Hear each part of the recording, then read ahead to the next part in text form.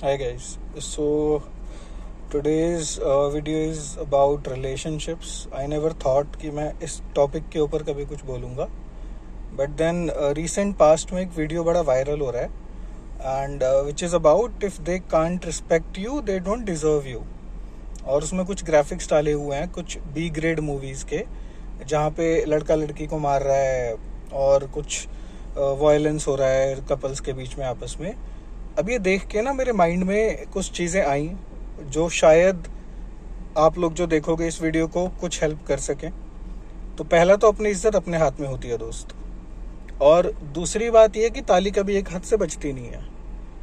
तो अब आजकल मतलब जिसे देखो, मतलब वो 10 मिनट की बातचीत में एक दो बार मिलने से, थोड़ा सोशल मीडिया पे फ्रैंक होने के बाद एक रिलेशनशिप में कूद जाते हैं। स्पेशली हमारी जो आजकल जेन जी, सो कॉल्ड जेन जी है, तो वो टेम्पररी अट्रैक्शन या शॉर्ट टर्म बेनिफिट्स को देखते हुए रिलेशनशिप में कूदते हैं। And again it's not about everyone, it is limited to a few जो ऐसा करते हैं। आई एम नॉट ब्लेमिंग और आई एम नॉट सेइंग कि सब ऐसा करते हैं, बट देन जो ये इमोशंस होते हैं हमारे पहले कंट्रोल से बाहर होते हैं हमारी जेन जी के। तो पहले तो बिना आगे का सोचे समझे एक रिलेशनशिप में कूद जाते हैं, जिससे लॉन्ग टर्म का देख नहीं पाते।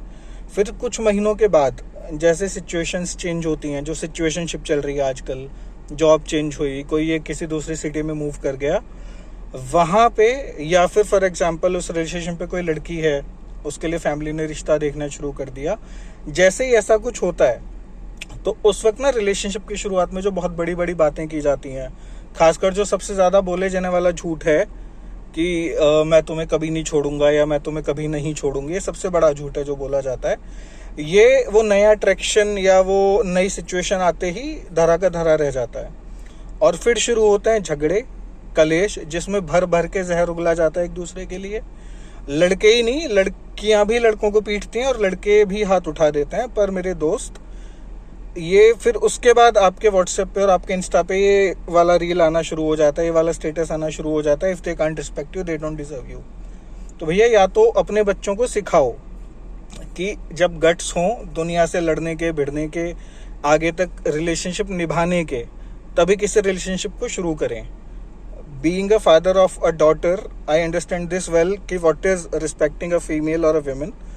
बट देन अगर आप बिना सोचे समझे किसी रिलेशनशिप में कूद रहे हो और उसको निभा नहीं पा रहे हो, तो कोई मतलब नहीं है किसी की लाइफ से खेलने का, खासकर अगर मैं बोलूँ बॉयज़ के साथ, क्योंकि आप तो शादी करके एक आइडियल बहू, एक आइडियल बेटी बन जाओगे, ठीक है, पर एक जो था जिसको आप मूव ऑन का लॉलीपॉप दे के आए हो, वो बेकार हो जाता है। क्योंकि वो अपने करियर के बेहतरीन साल, जब वो ज़िंदगी में कुछ कर सकता था, वो तो आपके ऊपर खर्च कर चुका।